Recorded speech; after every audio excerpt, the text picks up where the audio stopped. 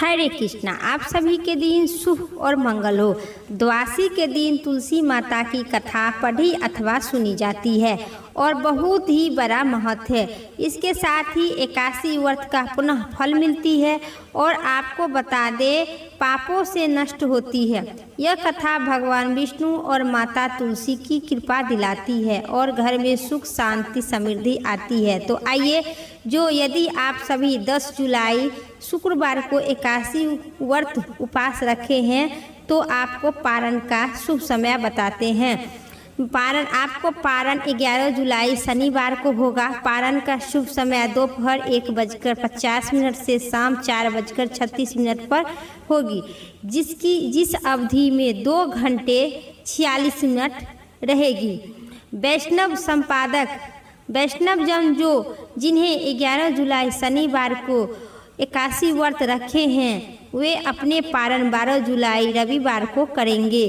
पारण का शुभ समय रविवार को सुबह 5:32 से लेकर सुबह 8:18 के बीच कर सकते हैं, जिनकी अवधि कुल 2 घंटा 46 मिनट होगी। पारण करते समय सबसे पहले भगवान विष्णु की चढ़ाए गए चन्ना अमृत, तुलसी के पत्ते या सात्विक भोजन से व्रत खोलना चाहिए।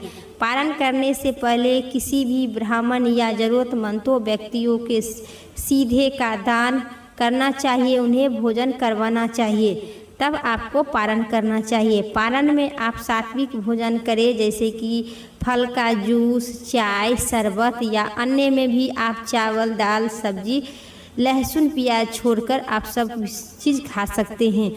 तो आइए ये थी पारण की शुभ समय। अब सुनिए पारण व्रत की संपूर्ण कथा और साथ ही तुलसी चालीसा पाठ और आरती। तो मनचित और श्रद्धा से जरूर सुनिएगा।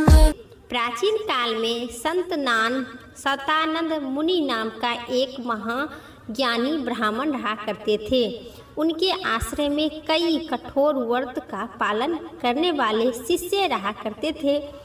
एक दिन सभी शिष्य ने गुरु को प्रणाम करके और प्रश्न किए, हे नाथ, हे महावते, मैं श्रेष्ठ अपने ब्राह्मण जी से मुख से तुलसी जी का जिस अद्भुत महिमा का श्रवण किया था, उन्हें हम भी सुनने की बहुत ही इच्छा करते हैं। कृपा करके हमें सुनाइए। जो सभी एकादशियों में तुलसी माता की द्वादशी तिथि पर सुनी जाती है, और क्यों नहीं तुलसी एकादशी के दिन तुलसी में स्पष्ट किया जाता है।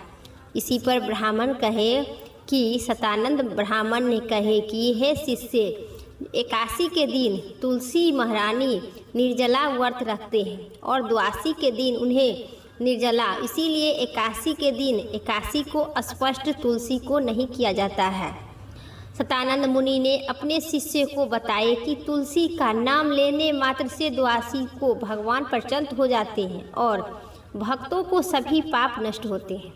व्यास जी और मुनि के अनुसार जो मनुष्य कलयुग में भगवान विष्णु की पूजा के लिए तुलसी का वृक्ष लगाते हैं या उनकी पूजा करते हैं, उन पर यमराज भी क्रोध नहीं करते हैं। द्वादशी के दिन तुलसी का व्रत, एकादशी व्रत में तुलसी व्रत का पालन करना के समय कथा को सुनने से व्रत संपूर्ण होती है और अक्षय पुण्य और करोड़ों गौदान करने का समान फल प्राप्ति होती है। ये थी ब्राह्मण और तुलसी माता की द्वादशी दिन की कथा। इस कथा को सुनने से आपकी एकादशी संपूर्ण फल की प्राप्ति होगी। अब सुनिए एक ब्राह्मण के 6 बेटी की संपूर्ण कथा विस्तार से। प्रत्येक दिन तुलसी माता की पूजा किया करते थे ब्राह्मण। वह तुलसी माता प्रत्येक दिन प्रार्थना करता था कि हे तुलसी महारानी, मेरे आनंद रखना। तुलसी माता ने सोचे कि यह ब्राह्मण तो बहुत ही सीधा है और गरीब भी है और प्रत्येक दिन मेरी पूजा करता है, मैं इसके कुछ न कुछ करना चाहती हूँ। तो तुलसी महारानी ने एक कन्या का रूप बनाकर बैठ गए और उस ब्राह्मण को बोला कि ब्राह्मण, मैं भी तेरे घर आना चाहती हूँ। ब्राह्मण ने सोचे कि 6 लड़कियाँ 6 बेटी में मेरे तो पहले से भी है और 7 लड़कियों को मैं कैसे पालन पोषण करूँगी? लड़कियों की शादी भी कैसे करूँगी? मेरे पास तो कुछ भी नहीं है। ऐसा सोचकर वह विचार विमर्श कर बहुत ही परेशान रहा करते थे। उनको तो खाना भी कैसे मैं पुरा सकती हूँ। और उनकी स्त्री, ब्राह्मण की स्त्री ने कहे कि क्या बात है, आजकल आप बहुत दुखी सा रहने लगे हैं। तो इस पर ब्राह्मण बोले कि मैं मंदिर जाती हूँ, वहाँ पर एक छोटी सी सुंदर सुशील कन्या बैठी रहती है और वह कहती है कि ब्राह्मण मैं आपके घर जाना चाहती हूँ, बताओ तुम भी कैसे? हम 6 लड़की मेरे पास तो पहले से भी है, उसको लेने आने के बाद 7 लड़की कहाँ से पालन पोषण करूँगी, क्या खिलाऊँगी और कैसे शादी करूँगी? इसी के बात पर लेकर मैं चिंतित रहती हूँ। जो भगवान और विधाता का कर्म में मेरा लिखा होगा वही होगा। वह उनकी ब्राह्मण की स्त्री बोली कि उनकी पत्नी बोली कि इसे परेशान होने की क्या बात है, जा आज ही उसे ले आओ। ब्राह्मण बोले कि पहले से तो 6 लड़की है, कहाँ रखूँ, क्या खिलाऊँ, कैसे शादी करूँ? तो इस पर ब्राह्मणी बोले कि अरे ये तो कोई बात नहीं है, अपनी 6 लड़की की शादी करवाएंगे, वैसे ही 7वें लड़की के भी करवा देंगे, अपना 7 लड़की हो जाएगी, शादी साथ साथ सबके करवा दूंगी। अगले दिन जब ब्राह्मण मंदिर गए तो उस छोटी सी कन्या से ने पूछा, ब्राह्मण मैं आपके घर जाना चाहती हूँ। फिर ब्राह्मण ने उस छोटी सी कन्या के अपने घर ले आए। तुलसी माता ने कन्या के रूप में ब्राह्मण के घर में आकर रहने लगी। ब्राह्मण के घर में बहुत ही अंधन हो गया। ब्राह्मण के घर में लक्ष्मी की वास हो गई। जब ब्राह्मण 7 कन्याओं की शादी के लिए वर ढूंढने जाने लगे तो छोटी कन्या ने कहा कि मेरे तो शालिग्राम जी के मंदिर में जाकर मैं शालिग्राम जी को बोलूँगी कि बारात लेकर आएंगे और मेरी 6 बहनों की तुम्हारी इच्छा के अनुसार वर ढूंढ लेना। तुलसी महारानी की मेहरबानी से उस ब्राह्मण के उनके तो सब कुछ जेवर कपड़ा खाना सब तैयार हो गया। तुलसी माता की इच्छा से अच्छी तरह से धूमधाम से उनकी 6 ब्राह्मण की 6 बेटी की शादी हुई। तुलसी माता अटूट हुई और हे तुलसी माता, जिस प्रकार आप प्रार्थना करने लगे कि हे तुलसी माता, जैसे आप उस ब्राह्मण को अपना अटूट पूरे कामना के साथ किए उस वैसे ही हम सबको करना। जैसे उस ब्राह्मण को आनंद घर धन समृद्धि बरकत दिए उसी प्रकार सबको करना। जो आपके द्वादशी व्रत के दिन इस तुलसी माता की कथा करते हैं एवं कथा का हुंकार भरते हैं एवं कथा पढ़ते हैं, उसको सभी को मनोकामना उस ब्राह्मण के जैसा करना। इसीलिए सभी एकादशी और व्रत के बाद तुलसी में पूजा करनी चाहिए, दीपक जलाना चाहिए और तुलसी माता के द्वादशी के दिन कथा पढ़नी अथवा सुननी चाहिए। इससे आपके सुख शांति समृद्धि होती है। द्वादशी के दिन तुलसी पत्ते की तोड़ना मनाही है। वैष्णव परंपराओं के अनुसार द्वादशी तिथि के दिन तुलसी माता विश्राम करती है, इसलिए इस दिन तुलसी का पत्ता तोड़ना या तुलसी के पौधे स्पष्ट करना वर्जित माना गया है। बिना पारण का, बिना तुलसी के स्पष्ट के एकादशी का पारण निष्फल होती है बिना तुलसी से। इसीलिए द्वादशी के तिथि पर तुलसी पत्र तोड़ना नहीं चाहिए। तुलसी के नीचे जो भी पत्ते गिरा हुआ होगा उसी को उठा के आप पूजा कर सकते हैं। द्वादशी दिन पूजा पर के बाद भगवान विष्णु के अर्पित करने के बाद स्वयं गंगा जल और तुलसी से आप पारण का व्रत खोल सकते हैं। द्वादशी पर सुबह स्नान करें, तुलसी माता के पास घी का दीपक जलाएं, उनकी परिक्रमा करें और भगवान विष्णु के साथ तुलसी माता की पूजा करें। साथ ही कथा पढ़ें अथवा सुने, तुलसी माता की आरती करें। इसी प्रकार से द्वादशी के दिन तुलसी माता की कथा होती है और आपके व्रत की संपूर्ण फल की प्राप्ति होती है। प्रेम से कहिए तुलसी माता की जय। आज थी तुलसी माता और द्वादशी व्रत की कथा। उम्मीद करते हैं आप सभी को इस कथा पसंद आई, तो लाइक करना भूल जाते हैं, लाइक जरूर कीजिएगा। अब सुनिए अंधन को भंडार भरने वाली नित्य नेम सीता माता की कथा विस्तार से। सीता माता कहती थी और इसे श्री राम सुना करते थे। एक दिन श्री राम भगवान को किसी काम के लिए बाहर जाना पड़ा, तो माता सीता कहती है कि भगवान मेरा तो 12 वर्ष का नित्य नेम है, आप बाहर जाएंगे तो मैं अपनी कहानी किसे सुनाऊंगी। तब श्री रामचंद्र भगवान ने कहे कि तुम कुआं की पाल पर जाकर बैठ जाना और जो औरत वहां पानी भरने आएंगे उन्हें अपनी कहानी सुना देना। सीता माता कुआं की पाल पर आकर बैठ जाती है। एक दिन एक स्त्री उन्हें रेशमी की जरीदार साड़ी पहन रखी थी और सोने के घड़ा लेकर आई। सीता माता उन्हें देखकर कहती है कि बहन मेरा 12 वर्ष का नित्य नेम है, सो आप सुनिए। पर वह स्त्री बोली कि मैं आपकी कहानी नित्य नेम सुनूंगी तो मुझे घर जाने में देर हो जाएगी और अब मेरी सास मुझे डांटेगी। उन्होंने कहानी नहीं सुनी और पानी भरकर अपने घर का चली गई। उनकी साड़ी रेशमी की साड़ी फट गई और सोने के घड़ा मिट्टी के घड़ा में बदल गया। सास ने देखी तो पूछी कि यह किसकी दोष अपने सिर पर लेकर आई हो बहू। बहू ने कही कि कुआं के पाल पर एक औरत बैठी थी, उन्होंने कहानी सुनने के लिए कही, लेकिन मैं उनकी कहानी नहीं सुनी, जिसकी वजह से यह फल मिला।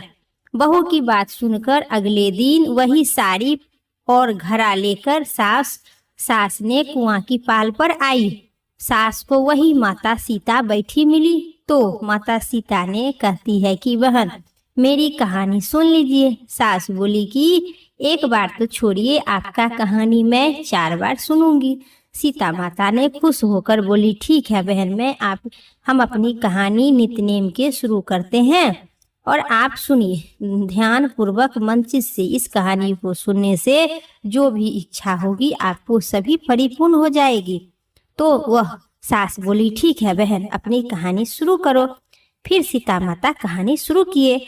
राम आए लक्ष्मण आए, देश के पुजारी आए, नित्य नेम के नेम लाए, आओ राम बैठो राम, तपसी रसोई जियो राम, माखन मिश्री खाओ राम, दूध बतासा पियो राम, सूत के पलंगा मोठो राम, साल दुसाला ओठो राम, साल दुसाला पोठो राम, जब बोलू राम ही राम, राम सवारे सबका काम, खाली घर भंडार भरे, सबका बेड़ा पार करे, श्री राम जय जय राम।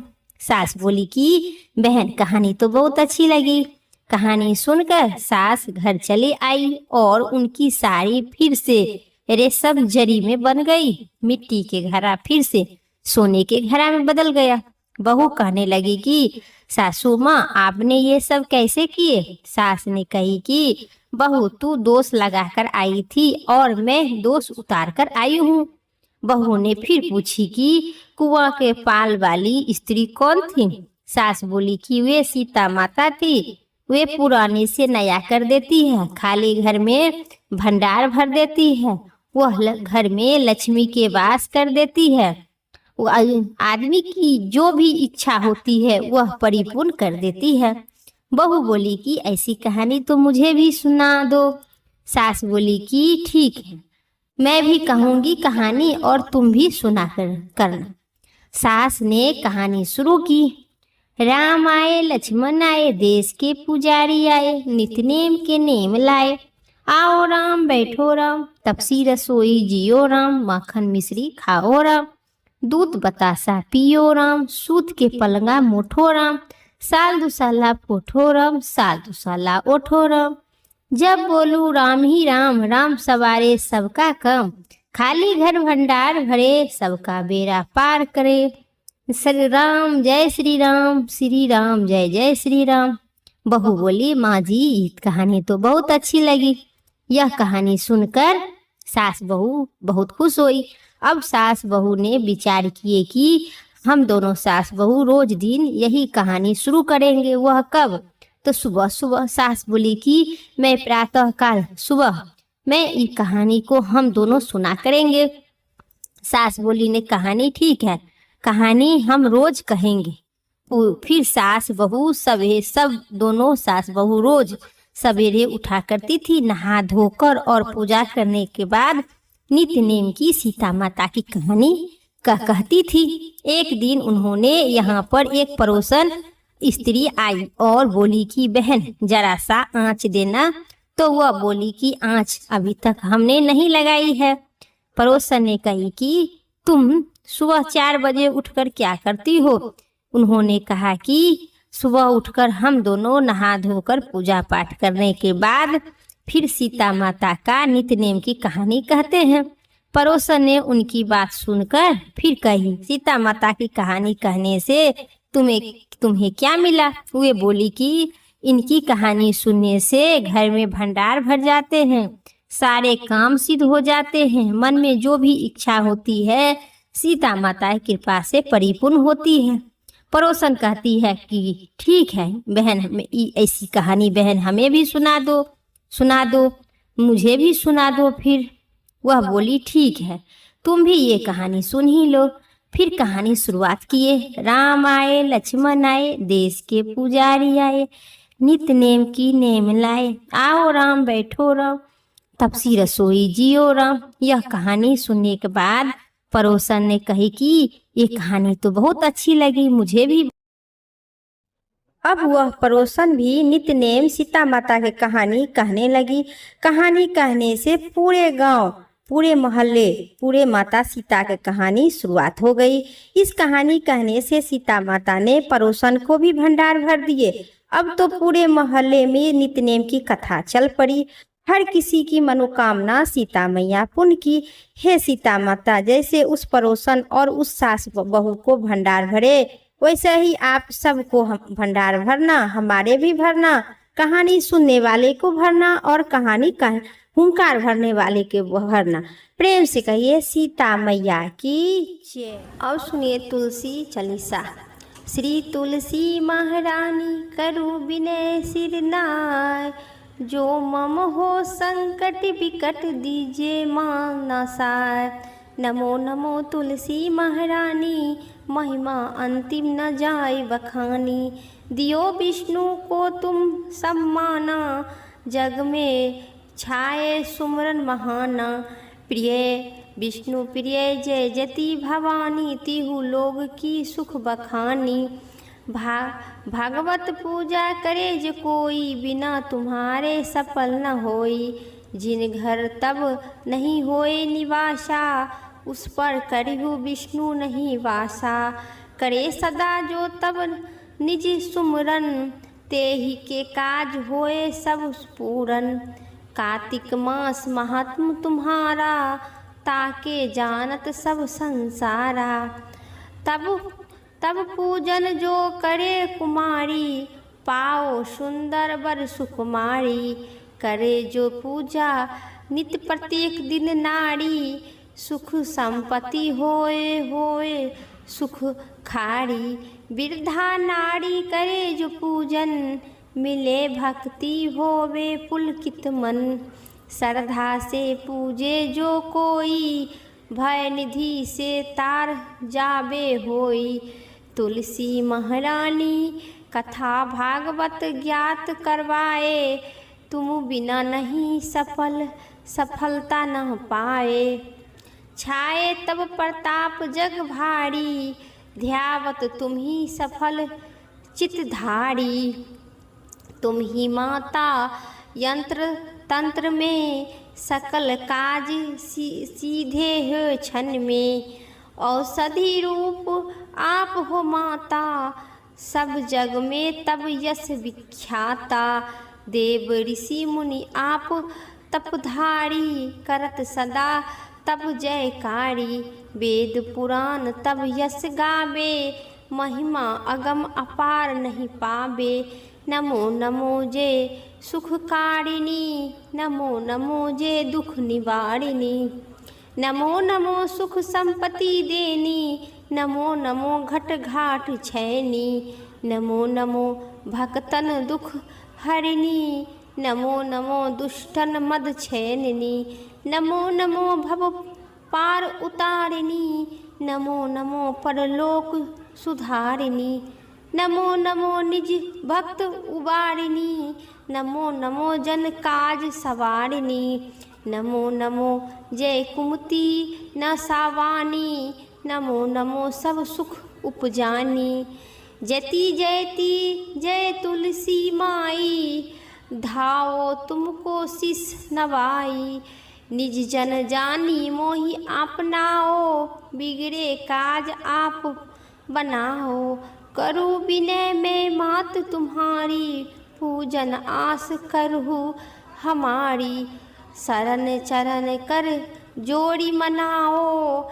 निजादि निस दिन तेरे ही गुण गाओ, करहु माता यह अब मोह पर दया, निर्मल होए सकल मम काया, मांगू माँ यह वर दीजो, सकल मनोरथ पुण्य कीजो, जनहु नहीं कुछ नेम अचारा, क्षमहु मात अपराधे हमारा, 12 मास करे जो पूजा, तो पर जगह में और न दूजा, प्रथमा महाप्रथम गंगा जल मंगाबे, फिर सुंदर स्नान कराबे, चंदन अक्षत पुष्प चढ़ाबे, धूप दीप नवेद लगाबे, करे आचमन गंगा जल से, ध्यान करे हृदय निर्मल से, पाठ करे फिर चालीसा, स्तुति करे मात तुलसी की, सुख समृद्धि आता, यह विधि पूजा करे हमेशा, ताके तन नहीं रहे कलेसा, करे मास कार्तिक का साधा, धबे नित्य पवित्र सिद्ध हुई, जय तुलसी महारानी, हे यह कथा महा सुखदायक, यह है कथा महा सुखदाई, पढ़े सुने सो भव तर जाए, यह श्री तुलसी चालीसा पाठ करे जो कोई, गोविंद सो फल पाइए, जो निजमल इच्छा होय, जो निजमल इच्छा हो। प्रेम से कहिए तुलसी माता की जय हो। ये थी आज की कथा। उम्मीद करते हैं आप सभी को मेरी कथा पसंद आई। तो आप सब कमेंट करना, लाइक करना भूल जाते हैं तो लाइक कमेंट ज़रूर कीजिएगा, और चैनल पर पहली बार है तो सब्सक्राइब भी करना ज़रूर कीजिएगा। फिर अगली वीडियो लेके आते हैं, तब तक के लिए तुलसी महारानी की जय हो।